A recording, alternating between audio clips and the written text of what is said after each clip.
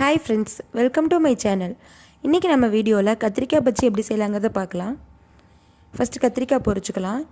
இது எங்கள் வீட்டில் இருக்கிற செடி தாங்க. ரொம்ப குட்டி செடி தான், நல்லா காய்க்குது. நல்லா பெரிய காயவே வருதுங்க. நம்ம செடியிலேருந்து ஃப்ரெஷ்ஷாக பொரித்து சமைக்கிற டேஸ்ட்டே தனி தான்.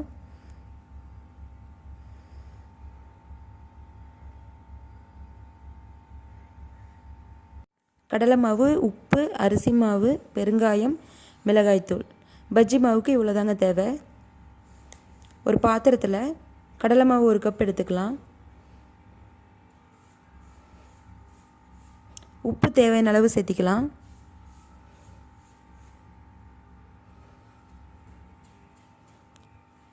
அரிசி மாவு 2 ஸ்பூன் எடுத்திருக்கேன். மிளகாய்த்தூளும் 2 ஸ்பூன் எடுத்திருக்கேன். பெருங்காயம் ஒரு 1/4 ஸ்பூன் எடுத்துக்கலாம். நல்லா மிக்ஸ் பண்ணி விட்டுறலாம்.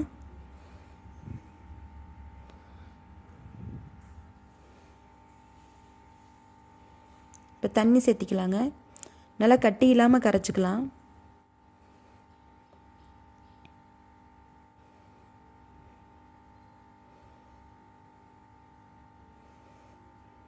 ரொம்ப தண்ணியாகவும் போயிட வேணாம். இப்போ நமக்கு பஜ்ஜி மாவு ரெடி ஆயிடுச்சு. இப்போ கத்திரிக்காயை கட் பண்ணி எடுத்துக்கலாம். கத்திரிக்காய் நல்லா வாஷ் பண்ணி எடுத்துருக்கேன். இப்போ நம்ம கட் பண்ணிக்கலாம்.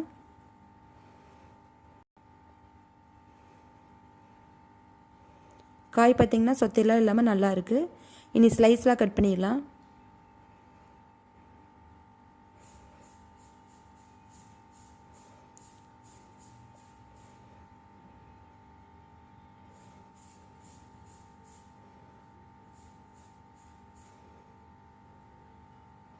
விதை இல்லாத பிஞ்சு கத்திரிக்காயாக இருந்தால் இன்னும் நல்லாயிருக்கும்.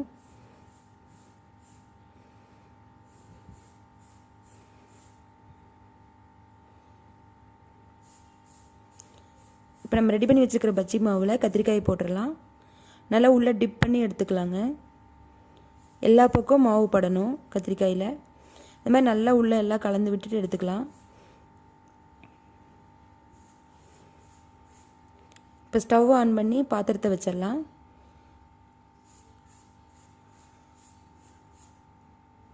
ஆயில் ஆட் பண்ணிக்கலாம்.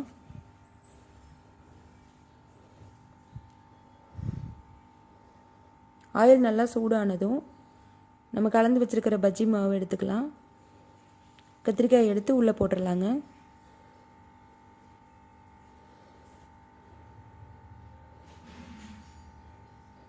கத்திரிக்காய் உள்ளெல்லாம் நல்லா வேகணும். ஸோ நல்லா ஃப்ரை பண்ணிக்கலாம்.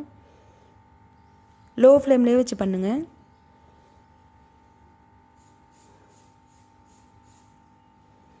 திருப்பிடலாம்.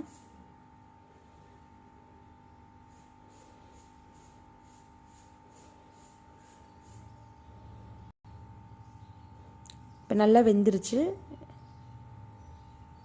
உங்களுக்கு அந்த பபிள்ஸ் குறைஞ்சிச்சுனாலே தெரியும் உள்ளே ஃபுல்லாக வெந்துருச்சுன்னு. இப்போ நம்ம எடுத்துடலாம். நம்மளோட கத்திரிக்காய் பஜ்ஜி ரெடி ஆயிடுச்சு. ஃப்ரெண்ட்ஸ், நீங்களும் இதை வீட்டில் ட்ரை பண்ணி பாருங்கள். இந்த வீடியோ உங்களுக்கு பிடிச்சிருந்துச்சுன்னா நம்ம சேனலை சப்ஸ்கிரைப் பண்ணுங்கள். Thank you friends.